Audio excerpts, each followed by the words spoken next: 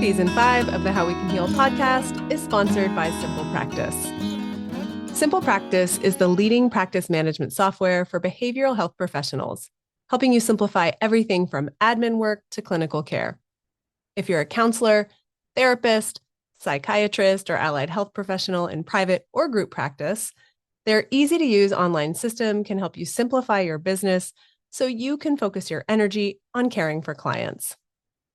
About 7 years ago, I made the switch from logging everything on paper, I know, so old school, to their online practice management software, and I'm telling you, I will never go back.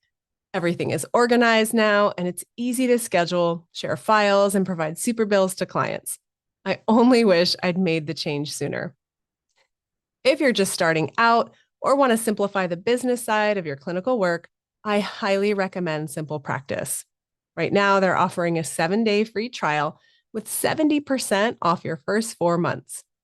Go to simplepractice.com/howwecanheal or use the link in my show notes to take advantage of this offer today. I want to give a big shout out and extend a huge thank you to the International Society for the Study of Trauma and Dissociation, the ISSTD, for sponsoring this episode. If you've been listening to this podcast for any amount of time, you've heard me talk about ISSTD and the incredible researchers, clinicians, and advocates I've met during my time as a member and a volunteer there. The ISSTD has been delving into the science and best practice of treating trauma and dissociation for over 40 years now, and they have a rich catalog of educational offerings for both professionals and non-professionals on their website.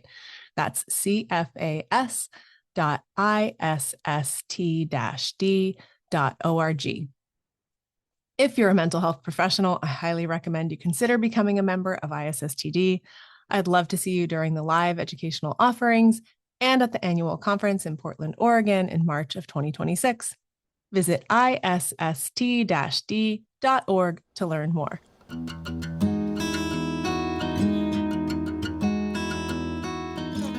Today, our guest is Dr. David Spiegel. Dr. David Spiegel is Wilson Professor and Associate Chair of Psychiatry and Behavioral Sciences, Director of the Center on Stress and Health, and Medical Director of the Center for Integrative Medicine at Stanford University School of Medicine, where he's been a member of the academic faculty since 1975. Dr. Spiegel has more than 40 years of clinical and research experience studying psycho-oncology, stress and health, pain control, psychoneural endocrinology, sleep, hypnosis, and psychotherapy for cancer patients. He has published 13 books, 404 scientific journal articles, and 170 book chapters on hypnosis, psychosocial oncology, stress physiology, trauma, and psychotherapy. He was a member of the work groups on stressor and trauma-related disorders for the DSM-4 and 5 editions of the American Psychiatric Association's Diagnostic and Statistical Manual of Mental Disorders.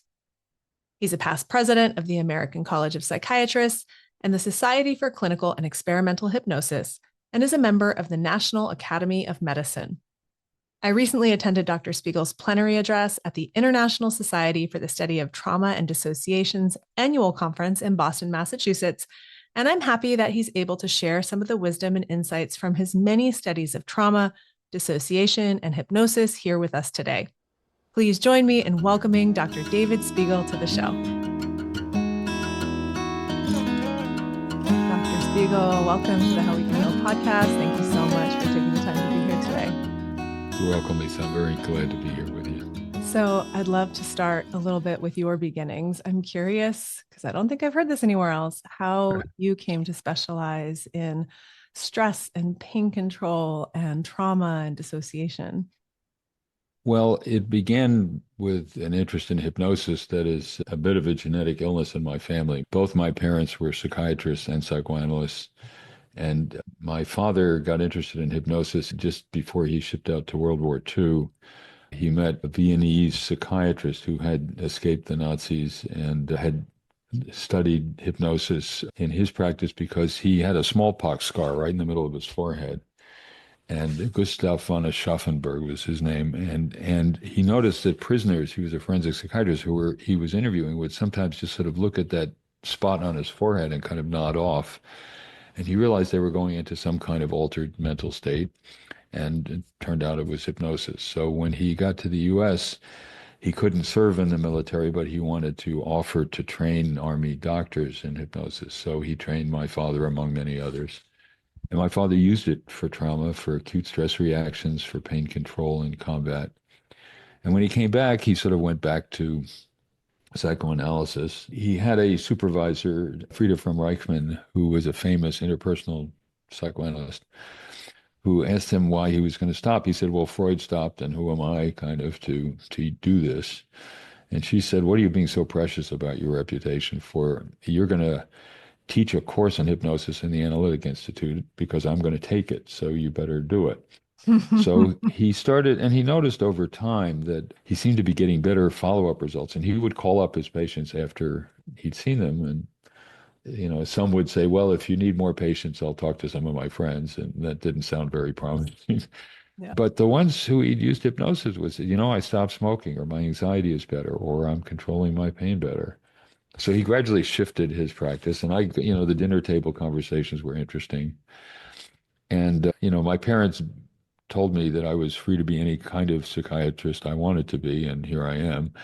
But I took a course in hypnosis at medical school, and I'll tell you, Lisa, the first patient I ever used it with, and it's now been about 7,000, was an asthmatic girl under tremendous stress. She was in status asthmaticus in the hospital, Children's Hospital in Boston.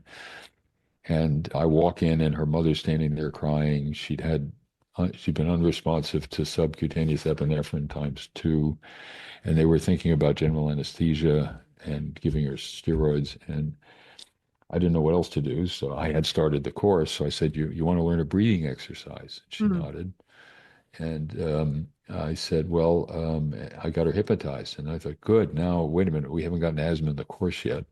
What do I Uh-oh. say?"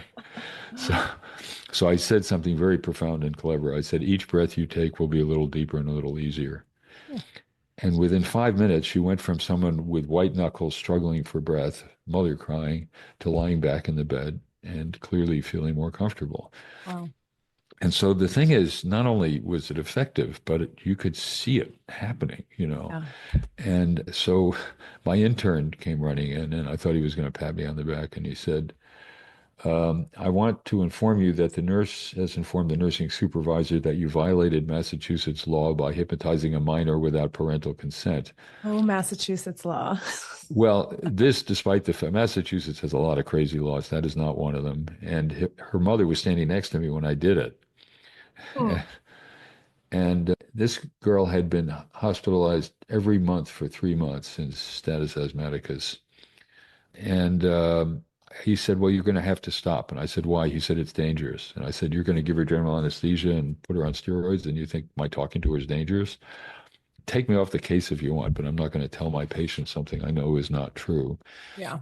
So he stopped out, and they had a council of war over the weekend with the attending and the chief resident. And they came back with a radical idea on Monday. They said, why don't we ask the patient? And she said, I like this. So she kept doing it. She did have one subsequent rehospitalization, but went on to study to be a respiratory therapist.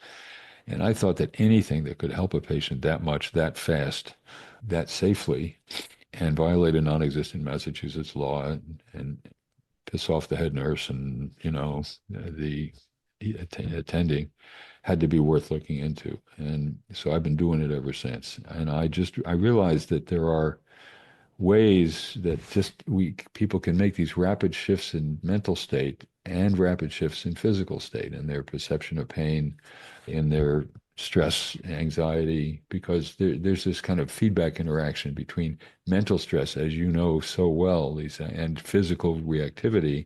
Yes. And then you notice the physical reactivity and you get more anxious, and then your body reacts to the increased anxiety, and it's like a snowball rolling downhill. Yeah. And there are things we can do about that in a hurry. And, with the kinds of things you do too with yoga and dealing with trauma, it's not, real treatments are not just medication. And I'm a physician, I use meds, but there are a lot of other things we can do to teach people to better manage their bodies. And one of the key things, how I got into trauma in part, was hypnosis is a kind of controlled dissociation. People who have been traumatized dissociate, they separate part of themselves to sort of maintain some sense of sanity from what's happening to their body. And it's a way of taking control in a response to a situation in which you lost control. Yeah. The essence of trauma is helplessness. And so if you can use techniques like hypnosis, like yoga, to reassume control of your body, that's a step toward healing. Yeah. And when you can use things that are so readily available, and when medication isn't working, it's great that we have those tools and we have pharmacology. But if you're giving subcutaneous epinephrine and it's not working, and talking is, or a calm, engaging presence, asking questions or offering suggestions, if that's working, great. I mean, it's Absolutely. cheaper. There's so many potential reasons why we might go that direction. Well, Lisa, it actually it alternatively angers and saddens me that one reason that it's not more widely used is that it's cheaper. Yeah. There's not a hell of a lot of money to be made, and so I'm competing against, big pharma, and that's a tough battle, So it troubles me that, I don't have a team of ex-cheerleaders to go around to doctors' offices convincing them that hypnosis is the best treatment for their problem. And so that's actually our part of our difficulty is that it is not expensive, and so there isn't a whole lot of money to be made doing it. Yeah. Um, But so you go do ahead. have a long career and a lot of research and experience, and I mean even status being at Stanford, right? Like you have a position to share with Mhm. consumers directly, and in the climate we have now, we can do that a little bit more Yes, so that people know, okay, I do have choices. I could take medication, maybe that works. If it, especially if it doesn't, here's this other choice, right? Here's right. something I can practice in minutes a day, or here's something, and not to make it sound like a miracle, but it is something that can be powerful. And we can talk a little bit about, how people respond differently to it, but it's an option. And I think it's important for people to know these things are an option. And it's really common for people to think of hypnosis as I'm going to go on stage and cluck like a chicken, or Right. for people to think of trauma as only pertaining to war veterans. And you and I are both children of therapists. My parents are both a psychologist and a LMFT, and my dad was a war veteran. I get that kind of trauma, but there's so much more, and that's Oh becoming yeah. commonplace now. So I'm curious for you, as you speak to this wider span of people who've experienced trauma, what do you see in hypnosis that can benefit them?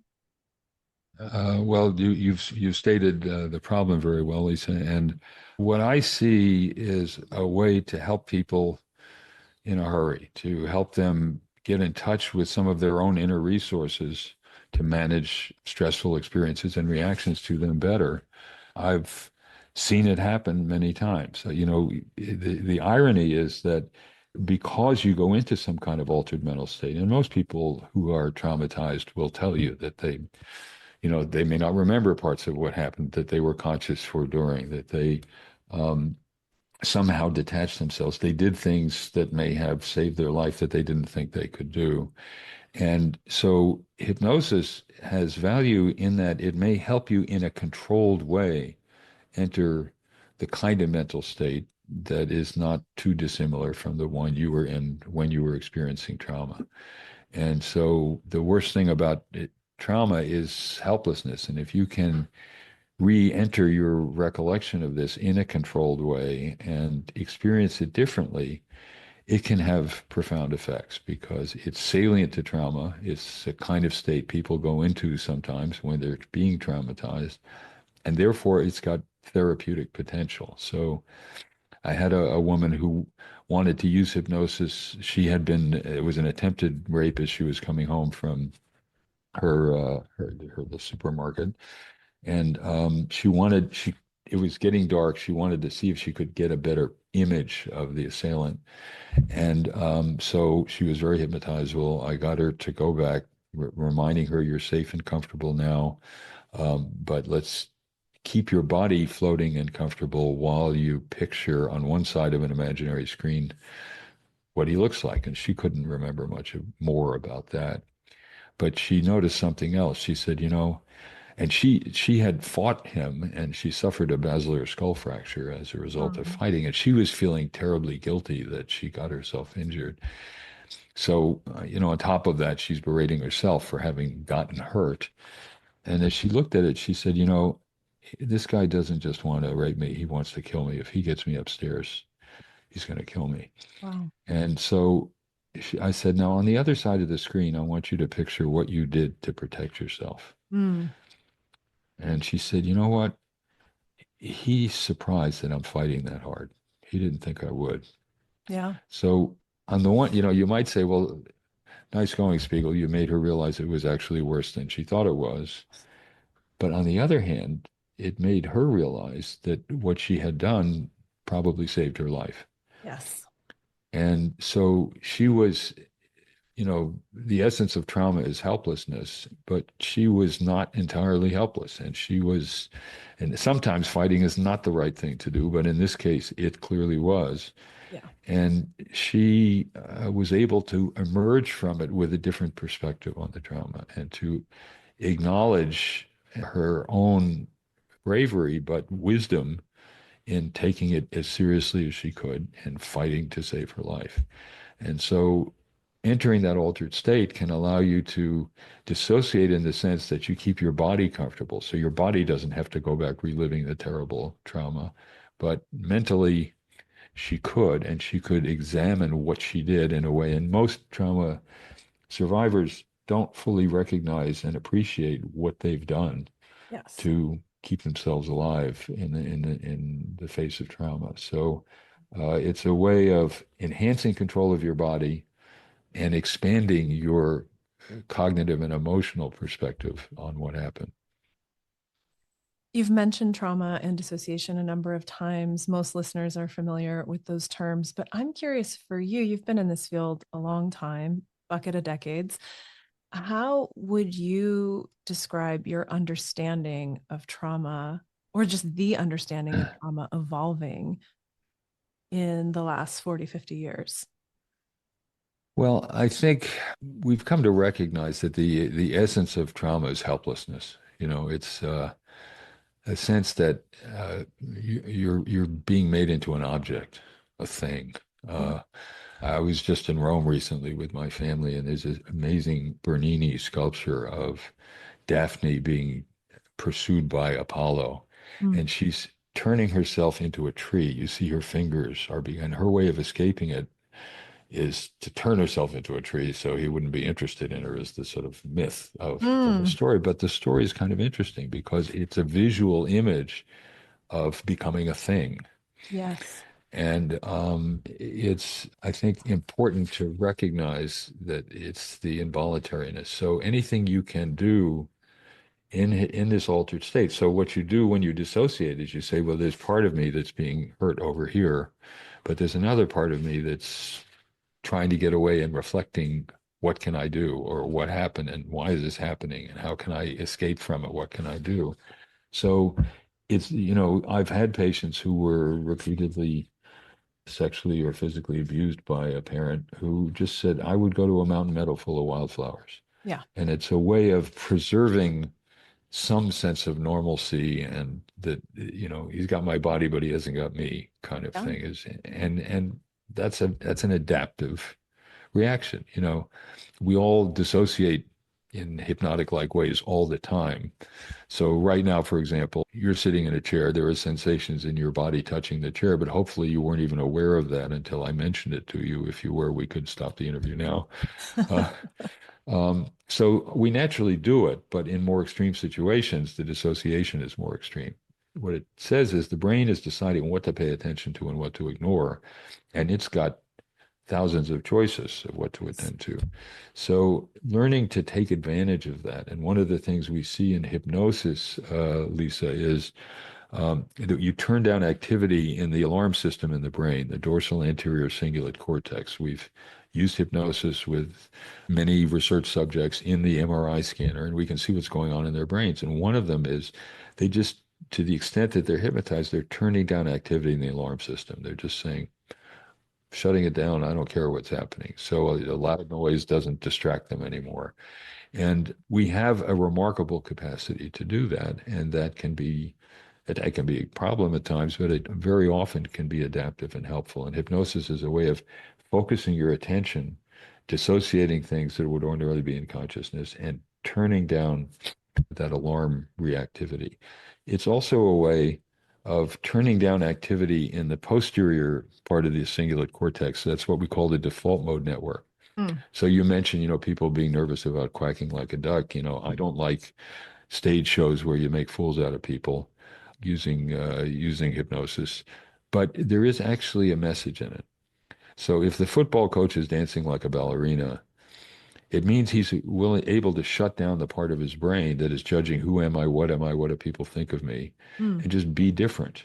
Yeah. Now, I don't make my living making coaches dance like ballerinas, but I do use this capacity to try out being different Yes. as a way of helping people see that they can be, or even they were different. And that's a powerful tool in treating trauma because you can help people to see that I don't have to feel as physically uncomfortable in remembering the trauma as I was when the trauma was happening. I can That's get huge. perspective on it. I can give myself, so my body can be floating in a bath, a lake, a hot tub, or floating in space. And I can still be picturing what happened, but in a way that acknowledges the dissociation, that it happened then, it isn't happening now. Mm. Um, and it acknowledges that in having me relive this, you're trying to help me. You're not trying to hurt me again. Yes. There's this, and I'm sure you've seen this in your yoga work, that there are times when people feel that you're just re-inflicting misery on them, and what's the good of that, And so they will identify you with a traumatizer.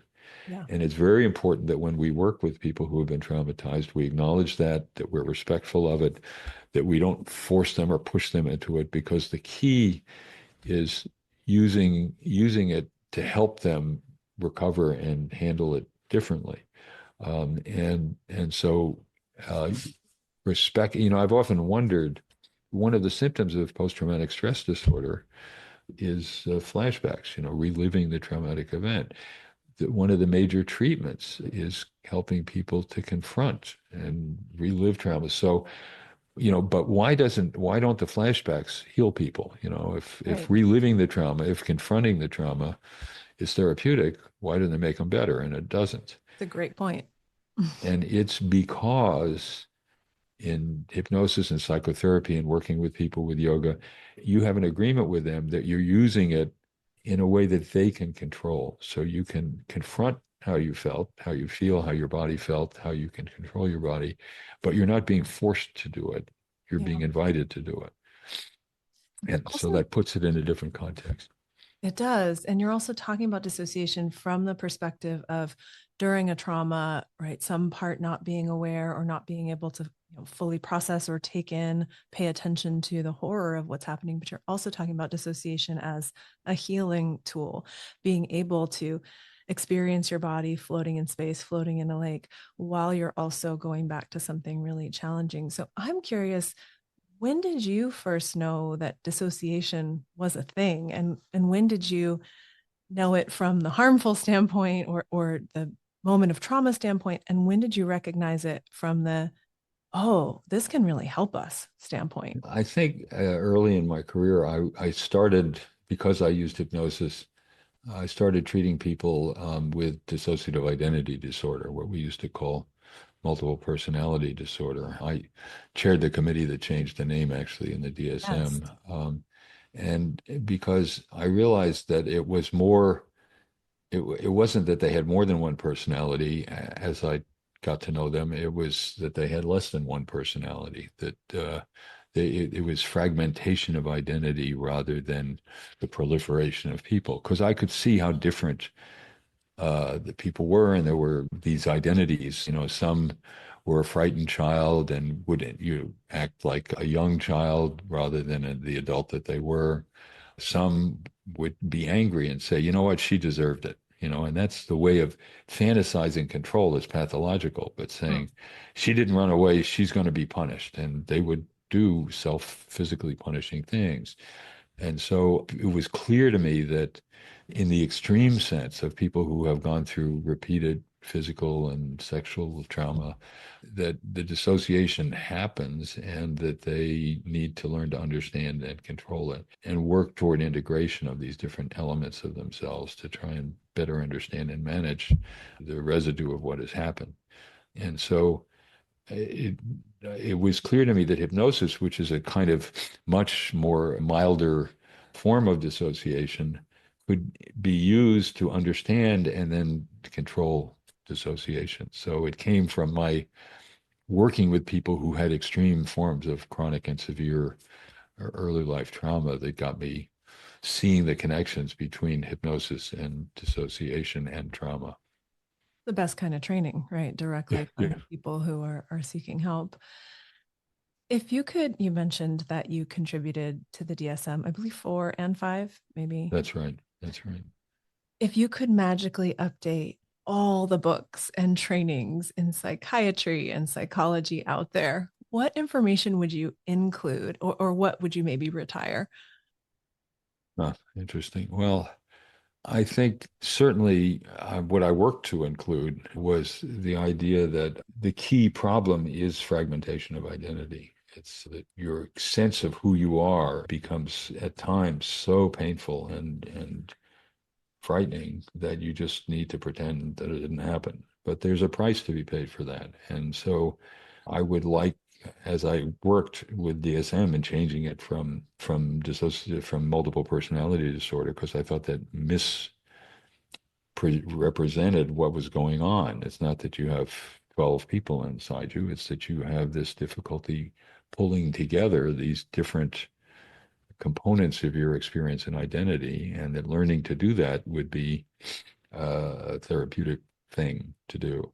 And I see it in a lot of people who've been traumatized. It's not that they have multiple identities, but they do have multiple components of their experience. And that what I think we do need to see is that people need to find a way in therapy, one way or another, to revisit the trauma, but see it from a different perspective and see it in a way that helps you control how your body is reacting to it. Bessel van der Kolk wrote this wonderful book, The Body Keeps the Score, about trauma.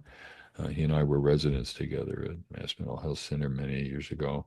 And the idea is that trauma is a somatic, as you teach with yoga, as well as a psychological problem. And the way your brain and body interact is clearly affected by trauma. And learning to control how your body reacts as you go through a therapeutic process is a crucial thing in treatment. Mm. And, one of the interesting things about trauma is there really is not much psychopharmacology that helps treating PTSD. And I use psychotropic medications, but there aren't any. And even the big hopes that there would be new drugs that would stop nightmares and all that just hasn't worked very well. And so it means that it's a field that requires our developing psychotherapies that work and help people. And I was sufficiently frustrated that it wasn't getting to people. And despite a career of doing research and demonstrating in randomized clinical trials that hypnosis helps people, it helps reduce pain even during surgical procedures, it helps cancer patients, even with advancing disease, control their pain, but it wasn't being used. So I built this with colleagues, built this app, Reverie, to try and offer to people the capacity to use hypnosis for themselves to deal with problems like pain and stress and insomnia, all of which are things that go along with trauma, because I wanted people to have access to it directly and use it whenever they needed it. And so my hope is that with work in these sort of uh, relatively less, heavily used approaches to helping with trauma, that we can get it to people and they can try it for themselves and see if they like it. So that's why I develop Reverie. You haven't mentioned this, and I don't know that you've done research on this, but I also know people use it in labor and delivery. Yes. Yes, and anecdotally speaking, from friends with great success. Right.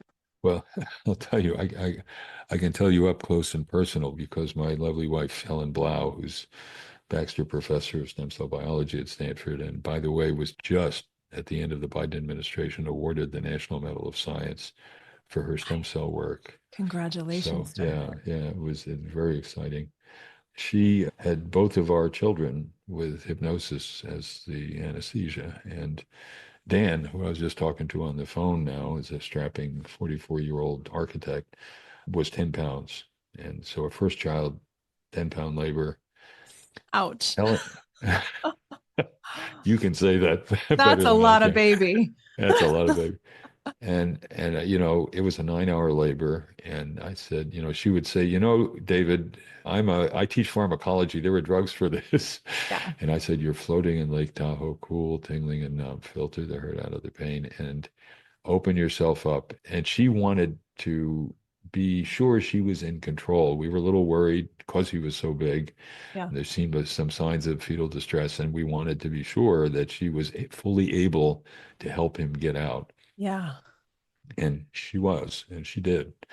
And our daughter Julia was a scant, you know, 5.5 pounds. And that labor, you know, she went into labor at breakfast and we had lunch together after she was born. It was very smooth. Wow. So, yes, you know, I mean, you know, it seems, oh my God, how could you do that when we have all these meds? But there are problems with those meds. And to some extent, you lose control over the labor and delivery. Yeah. And, you know, it's what humans have been doing for millennia, you know, Yeah. giving birth, you know, often squatting rather than lying down so that gravity helps you. Yeah. And the brain, you know, the strain and pain lies mainly in the brain. The brain is the processor. And we've been able to show, Lisa, that if you shock people who are highly hypnotizable and tell them your hand is in ice water, cool, tingling, and numb, you reduce the brain's response to the shocks more than by 50%, more Mm. than that at the beginning. In the first tenth of a second, we look at the somatosensory ERP, and you can see that the first component of the waveform just disappears. Yeah. So the brain is just, and they feel it, they say, you know, doesn't bother me. The brain is a remarkable structure for filtering out information you don't need or want and filtering in what you do need or want. And so the idea that pain is all physical is just wrong. You know, you've got to have a brain responding to the sensory input and deciding what to do with it. And so even in very painful situations, and you hear that from people who've been traumatized too, that they sometimes didn't realize they were hurt until after it was over.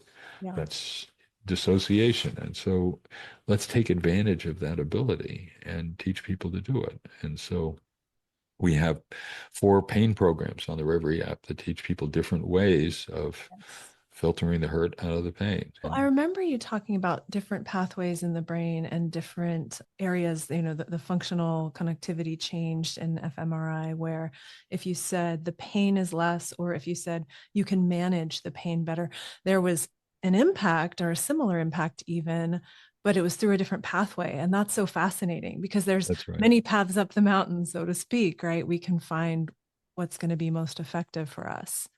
That's exactly right, Lisa. This was a colleague in Montreal, Pierre Rainville, who used PET imaging to tell people when they were giving them a shock, like the experiment we did. In one condition, they said, your hand is in ice water, it's cool, tingling, and numb, and you reduced activity. They got analgesia, they got less pain in the somatosensory cortex, which is a part of the brain that processes all kinds of sensory information. In another condition, they were administering exactly the same pain, but they were saying, well, the pain is there, but it won't bother you very much. Not very Mm, important, which is like how people feel on opioids sometimes. And then you got analgesia of an equivalent level, but it was through reduced activity in the dorsal part of the anterior cingulate cortex, where in hypnosis you turn down naturally, you turn down activity. So that's the alarm system in the brain, the salience network that tells you is it, and that's part of the pain processing network. So there are two different ways, at least. There are more, I'm sure, by which you can get analgesia mentally by turning down activity in specific and salient regions of the brain. So great to know that there's more pathway than one, and there's probably more that we'll find in time. I'm sure Yes. people listening are thinking, if they haven't been hypnotized before or practiced hypnosis clinically, people are probably curious, how do people know if they are hypnotizable, or how they where they land on that spectrum of hypnotizability? Well, one sort of simple self-test is to just ask yourself, do I ever get so caught up in a good movie that I forget I'm watching the movie and enter the imagined world? So hypnosis has been called believed in imagination. Mm, And if you have that ability to focus so intently that you know stop judging the movie, you're more in the movie than you are in the theater or in your living room watching the movie. If you've had those kinds of experiences, the odds are you're at least somewhat hypnotizable. About um, two-thirds of adults at least are somewhat hypnotizable. About a quarter are extremely hypnotizable. And there's about a quarter to a third of people who just aren't very hypnotizable.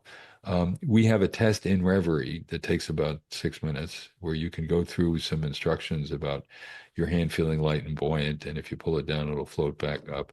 And you pull it down and you see what happens. Does one hand really, have a mind of its own? And we will tell you whether you're one of three types: the poet, the people who tend to follow their heart and get deeply immersed in things; the diplomat, people who will have the experience and then step back and wonder what was it like and renegotiate their relationship to it; and then the researchers, who we say are on the low end, who just analyze everything. yeah. I was just talking with a guy the other day who's interested in hypnosis, but a little skeptical about it. Turns out he's not at all hypnotizable. And he said he was surprised, though, about what I knew about him being Mm, less hypnotizable, which mm, is, I said, you're a very rational person. You value understanding over experiencing. You want to take things apart and understand what's happening before you do it. And he said, how do you know that about me? yeah. I said, well, that's what I've seen in thousands of people based on their different experiences with hypnosis. So you can either go to reverie.com, download the app, and take the test, or just try out some hypnotic experiences and see how you react to them. But Yeah. the nice thing about hypnosis is you can feel a change in a hurry. Many people can. And the worst thing that happens is it might not help you, and that's not terrible. No side effects. Yeah. Yeah, that is nice. I'm thinking of a client I had after I did my training with ASH, the American Society on Clinical Hypnosis.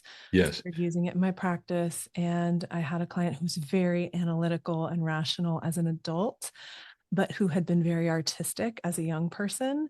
And he was Huh. coming to therapy in part to reconnect with that self. And it was so interesting to watch because he would go deep into hypnosis and have all this imagery and this, like, to report after. He would share all this Huh. insights or whole experiences he was having, and I was just saying very banal words, like nothing really evocative of what he would share. But then when he came out of hypnosis, he would share that with me and go on to dismiss it, like, oh yeah, but that doesn't mean anything, right? And it was Ah. so fascinating for me, not even knowing these types yet, right? And Yeah. like working with, because some people would take that imagery or that inspiration or whatever came to them and treat it like gold and walk away from therapy and come back next week and talk about it. But he'd be like, oh yeah, I mean, this big amazing thing happened, but I don't think it's important. It's just like, what do I do here? This is this sounds like dissociation to me, Lisa. That Yeah, yeah, right. he hasn't integrated these two sides of himself, And that's and exactly what was happening, and yeah, that was what he was coming for, was to integrate those two sides. But it was just such a stark contrast, like moment right, to moment. Okay, all right, well, we yeah, can hold all of this in this office and we can right. hold it over time. And over time, he made some progress for sure. But I never feel like I quite got to what the resistance was there. I feel like there was something under the surface that never quite came to light, which is the case That's sometimes. well, that's interesting. It may be that he has associated some traumatic or negative experience that he wants to keep at bay and not let himself, if he lets himself go, he could get back in touch with those feelings, and that could be a problem. Yeah. How do you use hypnosis in your yoga practice, yoga and trauma practice?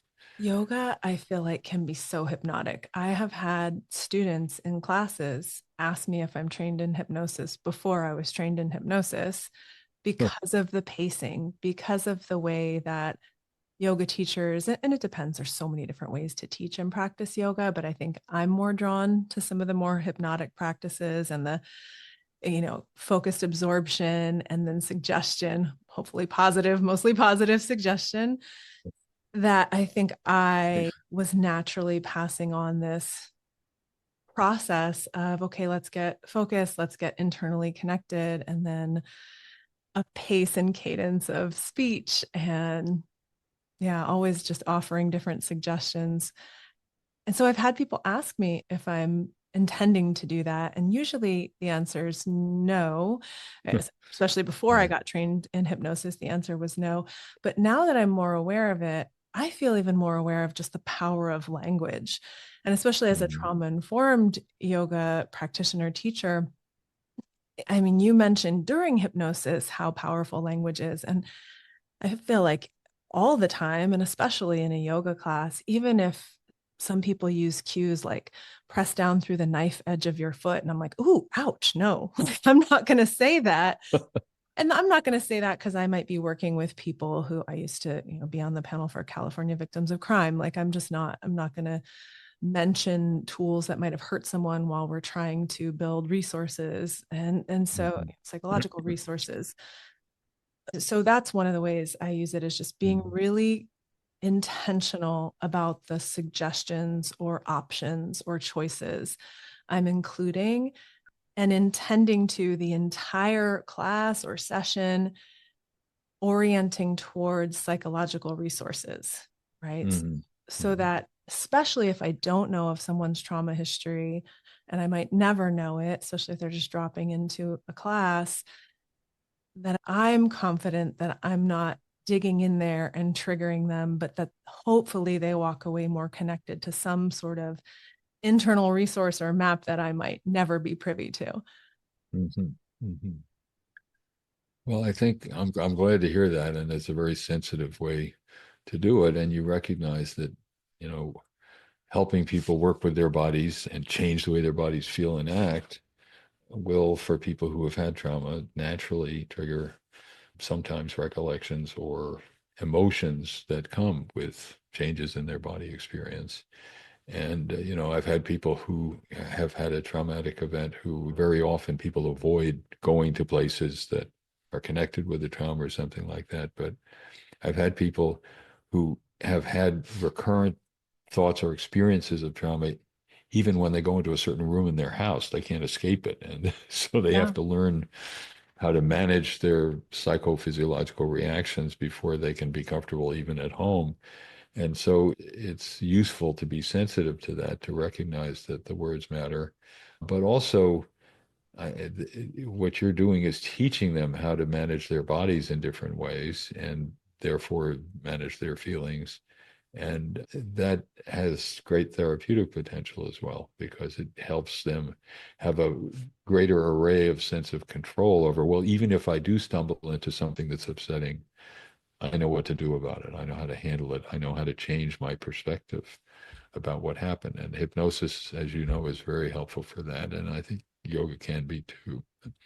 It's the cognitive flexibility, right? People think of yoga as contortion or, handstands or back bends often. I mean, that's what we've seen for many years now on magazine covers, but the cognitive flexibility is a big part of where the healing can come from, of, oh, first becoming aware of sensation in your body, if there's something that we've been Mhm. dissociated from but is painful that we're ready to digest, but also becoming aware of patterns of thinking, ways we're thinking about ourselves, ways we're projecting on the room. Oh, I'm walking in here and I just think it's competitive or everyone's judging me. It's like, that's not really necessarily the case. And I think over, especially a longer yoga practice, years, cracks start to form in what we project or what we think, or we start to just have space to go, that's interesting. I fell out of that shape and now I'm berating myself. Why? I'm in a yoga class. I paid for this. Like I can step down. It's okay.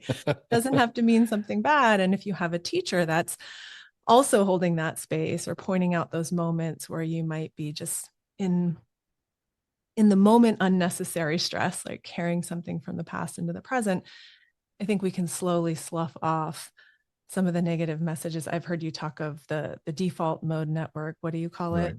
Right. The my fault mode The network. my Right. fault mode network. Exactly. That's right. So we can cleanse that, hopefully, more Yeah. so than just the physical side of it. We can, I mean, it's all obviously interrelated and connected in one thing, but we can cleanse through memories, ways we see ourselves. And it's interesting because even when I got trained in hypnosis, the eight limbs of yoga line up almost perfectly at the end with what I was trained in hypnosis, which was Huh. focused attention, absorption, and then the suggestion is the part that's not in the Yoga Sutras. But the focused attention and absorption, that's dharana dhyana, that's straight out of the eight limbs of yoga. So Mm. every time I do a psychological training, I'm like, oh, that relates to yoga in this way. Oh, that's so interesting. That relates to yoga in this Right. way. Even I just did deep brain reorienting, and we're talking about base of the neck and forehead and eyes. And I can't even tell you how many times in a class I say, notice what's happening in your forehead. Can you soften your jaw, the base of your neck? So there's just these overlaps, right? It's not that we're Sure. doing hypnosis every class or definitely not doing a certain protocol, but there's a lot of overlap in the trauma recovery world and the yoga world. And I think we can be intentional with that. Absolutely. Well, and another way to think about, I mean, I think all hypnosis is really self-hypnosis. So Yeah. you don't have to be with someone who's consciously, formally inducing hypnotic states. It happens. And I think of hypnotizability and hypnotic experience as a kind of underutilized app on your phone. It's there. You can learn to use it and you tap it, as you mentioned, as part of the yoga training. Yeah. But it's going to happen anyway. It's a naturally occurring part of the way we're built. And what happens when you surprise yourself by being different is that you have more activity. We've seen in hypnosis in the executive control network, the prefrontal cortex. And the more of that you have, the less activity you have in the default mode network. Mm. So when you give yourself over to being different, to managing your body differently, to thinking about potentially stressful situations differently, you're inhibiting the part of your brain that says, oh God, this is really scary. You can't do this. You better get away from it. And just shutting that down and focusing on what you can do and how it can feel different and how you can repair the unwanted dissociation between who you are and what you're doing. And so you're absolutely right that there are many ways to help people utilize these central nervous system resources that we carry around in our heads and underutilized sometimes. You mentioned the power of language. We were talking about that a moment ago. Is there anything that's changed for you over time in terms of the words you choose or what you bring linguistically to hypnosis? Well, I'll tell you, one of the big major things is focus on what you're for. Yes. We people who use hypnosis, you may have heard it in your training at Ash, is, the worst thing you can tell someone is don't think about purple elephants. Yep. Done. Purple elephant Guess on the what? brain. Yeah. So if you can reconstruct where you want to head Yeah. by focusing on what you're for, you're much more likely to get there and get there comfortably. So, I don't tell people don't smoke. I say, think of your body as if it were your baby. Would you ever put tar and nicotine laden hot smoke into your baby's lungs? Hell no. Well, your body is as dependent on you as your baby was. So for your body, smoking is a poison. I need my body to live. I owe my body respect and protection. And the nice thing about that is that you can remember doing something good, making a decision to do something good for you. You're not depriving yourself of something. Mm. You're resetting your priorities. And your priority is, am I for my body or am I against it? If I put that junk in my lungs, I'm against it. But I want to focus on being a different kind of parent to my own body. Mm. Hmm. And so just using language like that. And we have some people, we've now studied thousands of people who've used Reverie and they, And 4 out of 5 of them get immediate reductions in stress. 1 out of 4 just stop smoking, just like that. Learning to use self-hypnosis and that kind of approach.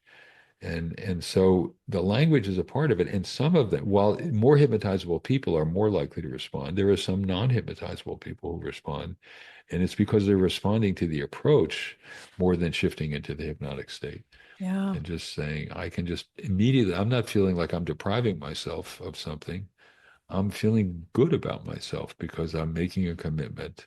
Just like when somebody decides to learn yoga, they're making a commitment to enhance their mind-body relationship and improve how their body is functioning. So you're doing your body a favor, you're doing yourself a favor, but you're taking better care of your body by doing it. So it's the finding language that people can naturally affiliate with and feel good rather than struggle with. Yeah. And orient to the result that you want, not to the thing you're avoiding. That's right. That's Yeah. exactly right. Yep. I'm curious, you've done so much research, written so much throughout your career. What's on your mind right now? Is there anything you're curious about, unpacking, studying? Well, what I'm studying now, Lisa, is proving that it can work even in this widely disseminated way. I mean, the cool thing about apps is how scalable they are. Yes. It's there, get people to use it. We have 27,000 people enrolled at the moment in Reverie. We've had almost 900,000 downloads. And I want it to just go places. I want to have as many people who want to use it be able to use it. And we're planning to use AI to translate my mellifluous voice into other languages so that it's pretty easy for us to make it accessible. And we do have a Spanish version of the smoking control hypnosis app. What I want to do is make it as widely accessible as possible through Reverie and assess how well that works for people. And I think we're going to help a whole lot of people in a hurry, and that's what I want to prove. And also, we've had very few problems with it. With all these thousands of people, I've had less than 10 complaints. My migraine got worse instead of better, 1 or 2. We had one woman who said, I found myself out on the patio having sexual feelings in my body. And I thought, is that a problem? I'm not sure. Yeah, you're like, is this a Oh. complaint? Is this a report? Not quite sure how Right. to flag this one. Yeah. So, so what I want to devote myself to now, my legacy project, is to make it as widely available as possible and document how well it works and how easily people can learn to use it. So if someone's interested in practicing hypnosis for themselves, they can go to reverie.com, and it's REVRI. REVERI, but no E at the end. So No E at the end. There REVERI, we go. I'm six throwing all letters, the vowels around. reverie.com. And you can download it from www.reverie.com or from the App Store or Google Play. Yes. And first week is free. You can just try it out, see what you think about it. And it's very inexpensive, even if you decide to enroll, but you can get a taste of it and see what it's like. I just hope that more people will give it a try and see if they can help themselves. And we're finding that people are sleeping better. We do pre-post testing, where we say, how stressed do you feel now? And then at the end, we ask them from 1 to 10, how stressed you feel later. And we're getting about a 25% reduction in stress in the first 10 minutes. So people can tell right away that they are. We were getting the most uses of the insomnia program, the one to help yourself get to sleep or get back to sleep. And at first I thought, well, that's funny. So many people are using it, but we're not getting much feedback. And we started asking people, and they said, I didn't want to send back the feedback. I just wanted to go to sleep. Yeah, they're done. If you love this podcast, I bet you would love the Yoga for Trauma online training program. This 8-week certification is for anyone who wants to learn how yoga philosophy and practice can help respond to the impact trauma has on our bodies and brains. When you join the program, you'll learn the theory and best practices for incorporating somatic skills into your healing work. Students often come into the program knowing that yoga can be helpful for stress management, but unsure about how to apply the practice to specific aspects of trauma recovery. This program breaks it all down and leaves you feeling clear about your choices as you support folks navigating post traumatic stress, whether you're managing a program, working one on one with clients, or leading therapeutic groups. Of course, the experience is good for you too. With 8 modules and 8 yoga classes, you'll get a taste of how it feels to practice yoga in a resource building, trauma responsive manner. Head on over to howwecanheal.com/Y4T. That's the letter Y, the number 4, and the letter T to apply to join the program today. Mention the podcast in your application for a special bonus. One more time, nice and slow. The website is howwecanheal.com/Y4T. If you're feeling called to join us, I would love to welcome you and support you through the program. So people can go to reverie.com to practice hypnosis. What about mental health folks who are listening, professionals, people in any kind of healthcare, really, or wellness who want to get trained? I don't think you're offering hypnosis training anymore, are you? Well, no, not regularly. I, give lectures occasionally about it. There are good courses in ASH, the American Society for Clinical Hypnosis.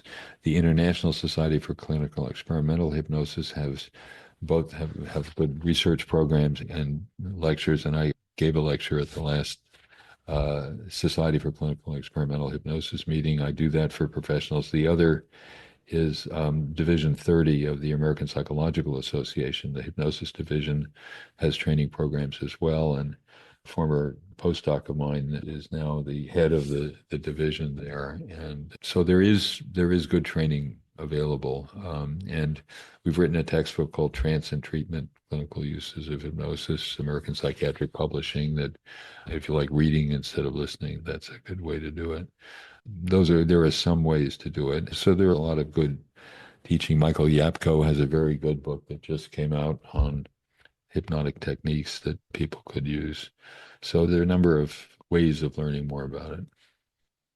And is there anything coming next for you? Any speaking, next books, next articles?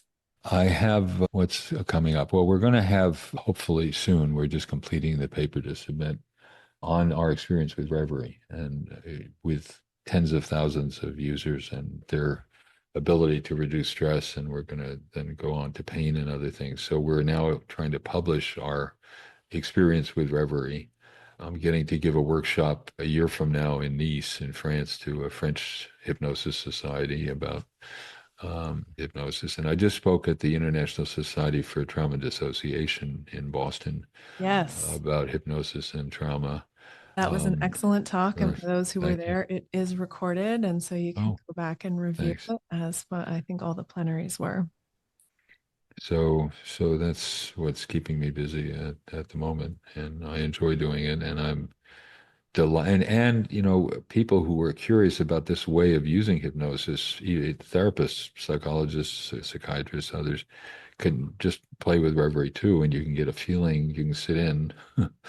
essence, on a session or two and see what it feels like and how we approach it. So that's another possibility. Yeah. That's great. I always ask this at the end, and I feel like I have a guess, but I'm curious what brings you hope. Um, these days, it's a tough one. Well, I guess there is something about, we're getting a lesson in the worst aspects of human um, human activity and thought. But, there have always been people and ways that people learn to tolerate and adapt terrible situations and somehow surmount them. And, it's been true for our country. It's been true for many people. I have seen people responding courageously and adaptively now to these very difficult situations around the world. Human history is not a pretty story, but good people persist and do the best they can to live their own lives and to help others. And so even when I'm feeling pretty down about the way things have been going recently, I keep hoping that good people will come together and surmount very difficult situations now. And there's too much trauma people are going through. It's unnecessary. But I'm hoping that people will continue to use their inner resources and their collective resources to assert what is best in humanity. And it's a tough time, but I'm hoping we'll get through it. Yeah.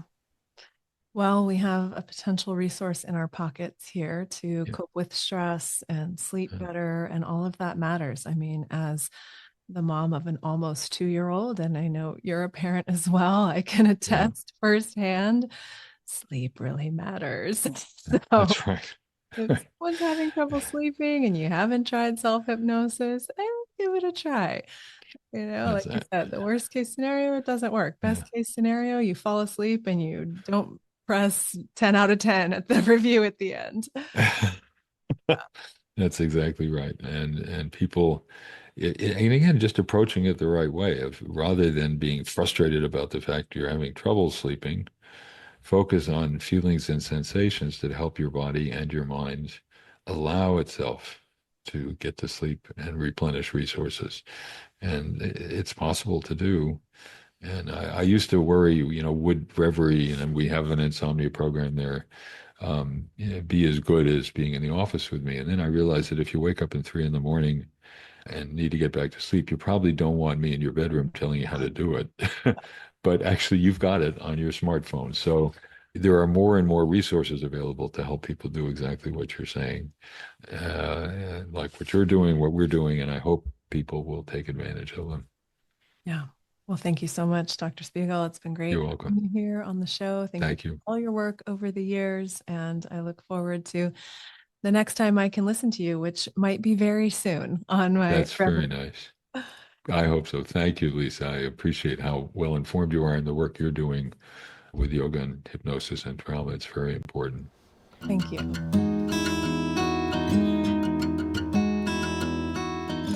Thanks so much for listening. Don't forget to go to howwecanheal.com to sign up for email updates.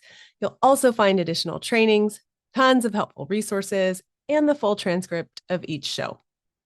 If you love the show, please leave us a review on Apple, Spotify, Audible, or wherever you get your podcasts. If you're watching on YouTube, be sure to like and subscribe, and keep sharing the shows you love the most with all your friends. Visit howwecanheal.com/podcast to share your thoughts and ideas for the show. I love hearing from you. Before we wrap up for today, I want to be clear that this podcast isn't offering prescriptions. It's not advice, nor is it any kind of mental health treatment or diagnosis. Your decisions are in your hands, and I encourage you to consult with any healthcare professionals you may need to support you through your unique path of healing. In addition, everyone's opinion here is their own. Guests share their thoughts, not that of the host or sponsors. I'd like to thank our guests today, everyone who helps support this podcast directly and indirectly. Alex, shout out to you for taking care of the babe and the fur babies while I record. Last but never least, I'd like to give a shout out to my big brother, Matt, who passed away in 2002. He wrote this music, and it makes my heart so happy to share it with you here.